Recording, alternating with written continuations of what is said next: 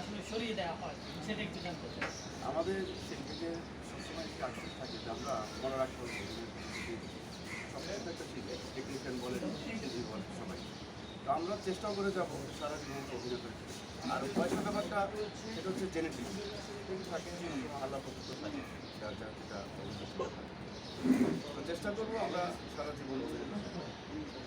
একজন আমি যদি বলি এভাবে যে একজন অভিনেতা 35-এর পরে তাদেরকে নিয়ে আপনারা তো এখন সংস্থা একটা পর্যায়ে এসেছেন, নিশ্চয়ই আপনাদের জায়গাটা বুঝতে পেরেছেন যে আপনারা কেন কাজ করতে পারছেন না বা করার সেই ইয়েটা তৈরি কেন হয়নি, সেই জায়গাগুলো আপনারা তৈরি করে দিবেন কিন্তু যেহেতু এখন আপনারা একটা ভুক্তভোগী একটা পর্যায়ে এসেছেন, নীতি নির্ধারকের জায়গায় আপনারা এখন বসেছেন, সেই জায়গাতে আপনারা আসলে সেটা আমি একটু জানতে চাই। বিগত আগে আমাদেরকে অভিযোগ দেওয়া হয়নি বিভিন্ন কারণে